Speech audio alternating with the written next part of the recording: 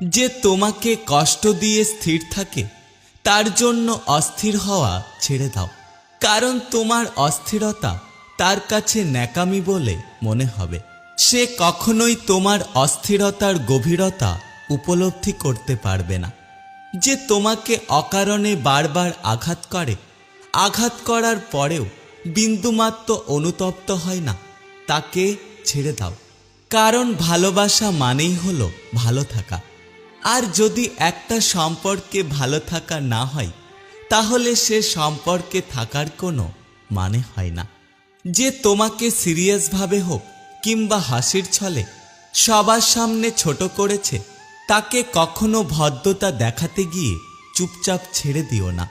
কারণ চুপচাপ ছেড়ে দিলে তোমার ভদ্রতাকে সে দুর্বলতা বলে মনে করবে এবং আবারও তোমাকে বিভিন্ন জায়গায় ছোট করবে।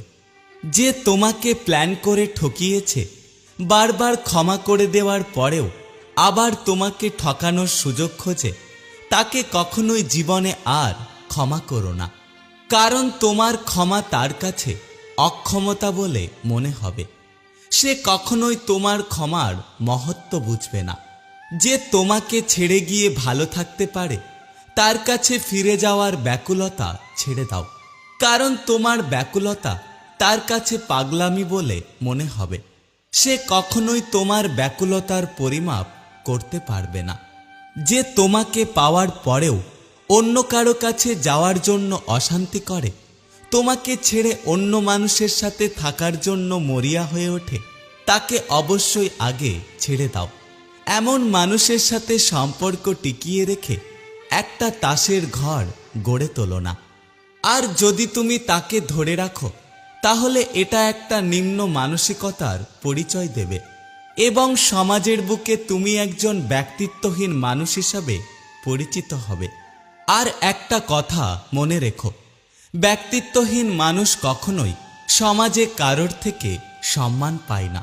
যে তোমাকে কখনোই বোঝেনি, তোমার অভিমান যার কাছে কোনো পাত্তা পাওনি, তোমার মন খারাপ ভালো করার জন্য যে ছেলে মানুষই করতে পারোনি, তোমার নীরবতা যাকে কখনো অশান্ত করে না, তোমার অনুপস্থিতি যাকে বিচলিত করে না, তার কাছে তুমি কখনো গুরুত্ব আশা করতে যেও না।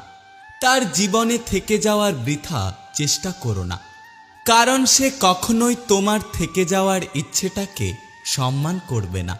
তোমার ছোট ছোট চাওয়া পাওয়াগুলো কখনোই তার হৃদয় স্পর্শ করবে না। তাই সেই সম্পর্কগুলো থেকে বেরিয়ে আসো যেখানে তোমার